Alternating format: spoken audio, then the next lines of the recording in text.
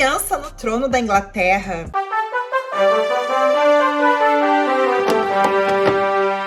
Olá, curiosos! Tudo bem com vocês? Sejam bem-vindos a mais um vídeo e, como eu prometi, vamos fazer uma sequência. E o vídeo de hoje é sobre Edward VI, o filho tão desejado e esperado por Henrique VIII. Edward nasceu no dia 12 de outubro de 1537, mas sua mãe, Jane Seymour, que também foi terceira esposa do rei Henrique VIII, morreu 12 dias após o seu nascimento, em 24 de outubro de 1537.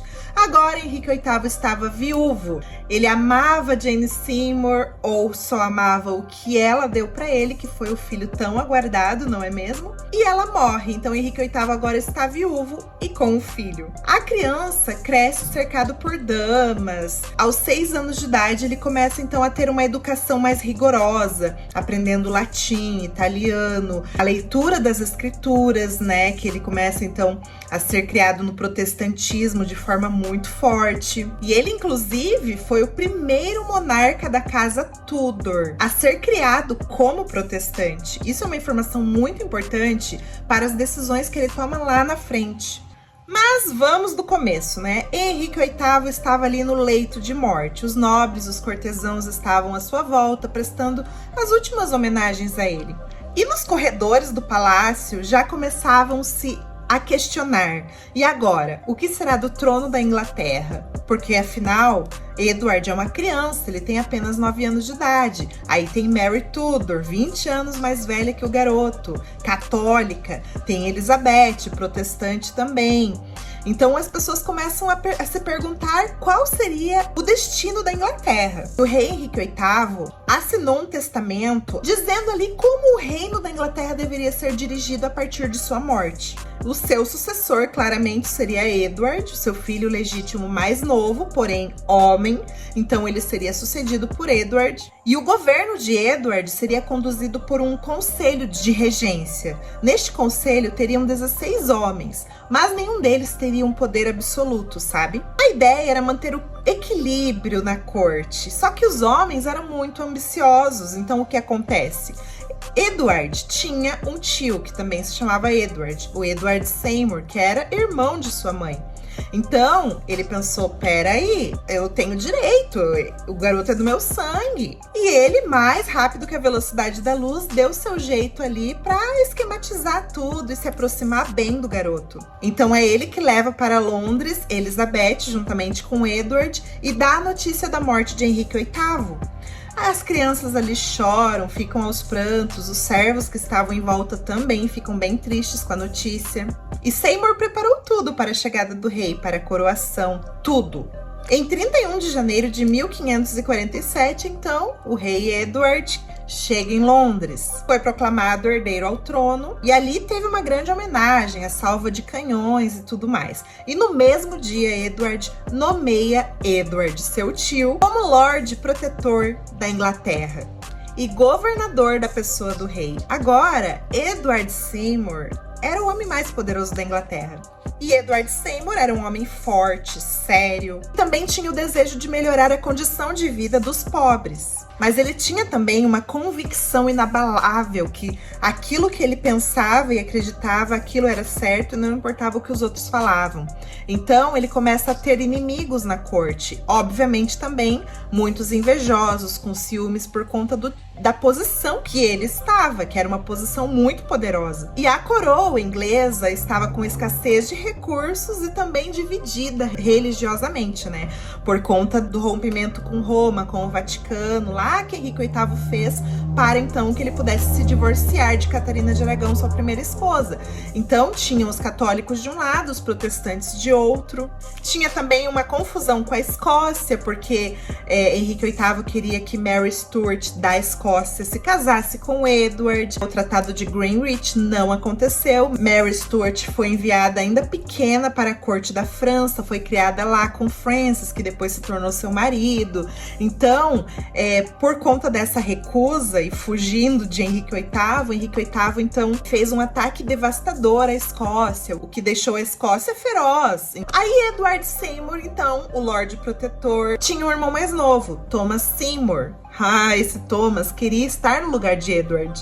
E ele queria se aproximar do jovem rei, ele queria também ter mais poder, ele era um homem muito ganancioso. E ele casa-se então com quem? Catherine Parr, a sexta esposa de Henrique VIII, que ficou viúva. E em 1547 eles se casam, ela engravida. E Elizabeth, irmã de Edward, morava com Catherine Parr, foi criada com Catherine Parr também no protestantismo. E Thomas começa a dar algumas investidas na garota, porque ele almejava lá na frente o que ela poderia dar para ele. Catarina então manda Elizabeth para longe, numa forma de proteger também a reputação dela. E Catherine Parr dá à luz e morre.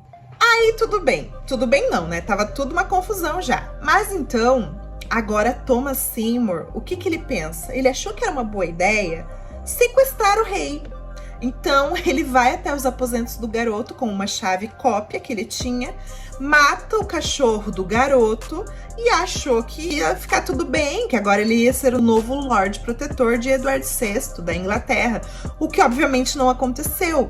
E Thomas Seymour foi decapitado por traição. Mais pra frente, então, por conta de John Dudley, que era sogro de Lady Jane Grey. Quem era Lady Jane Grey? Quem Edward VI deixou como sucessora.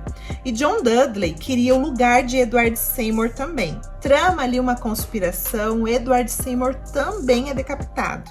Enquanto isso, o jovem rei, já com 14 anos de idade, estava cada vez mais sedento por poder e persuadiu os seus conselheiros para que ele ascendesse ao trono com 16 anos ao invés de 18 anos, que seria a maioridade. Porém, ele começa a ficar doente. Ele pega varíola, sarampo e de repente ele é diagnosticado com tuberculose, começa a tossir sangue, estava cada vez mais fraco, delirando, com febres altas. E a preocupação para a sucessão começa. John Dudley começa a pensar, poxa, se Mary ou Elizabeth sucederem ao trono, acabou para mim. Eu não vou ficar nessa posição de poder, elas não vão querer isso.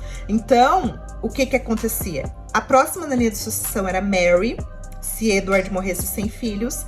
Se Mary morresse sem filhos, iria ser Elizabeth. Depois de Elizabeth, iria ser a filha mais velha da irmã de Henrique VIII, que era quem? Lady Jane. Em 25 de maio de 1553, Jane Grey casa-se então com Guilford. E John Dudley acreditava que seria fácil persuadir e continuar no poder se a sua nora estivesse como rainha. Então ele persuadiu o rei para nomear Lady Jane Grey como sucessora. E o que colaborou para isso é que Lady Jane Grey também foi criada por Catherine Parr, então ela também era protestante. E para Edward, ele não queria uma católica no poder da Inglaterra de novo, já que ele era um fanático. Ele chegou num período de fanatismo religioso. Então ele não queria sua irmã Mary como rainha da Inglaterra. E oficialmente, Mary e Elizabeth foram consideradas ilegítimas, bastardas. Então, Lady Jane Grey, legítima e protestante, obviamente ele achou uma ótima ideia de John Dudley. Dudley tinha conseguido tudo o que ele queria. Edward VI cada vez mais fraco, doente. O corpo dele inchou como um balão. Foi terrível. A pele dele começou a ficar preta e os seus dedos se desfaziam em gangrena. Pense na dor, no sofrimento, sem um antibiótico ali, uma bezetacil. Ele estava moribundo. Os médicos foram chamados, deram algumas poções com ervas para ele, o que não resolveu nada. Então, no final de junho de 1553, Eduardo VI dava o seu último suspiro, entregando assim a sua alma aos cuidados de Deus e pedindo que defendesse o seu reino do papado e mantivesse sua verdadeira religião. Inclusive, aos 12 anos, ele mandou uma carta para o Papa dizendo que o Papa era o anticristo. Olha a audácia do menino.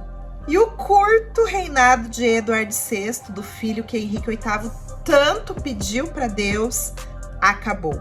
E agora, como nova rainha, seria Lady Jane Grey.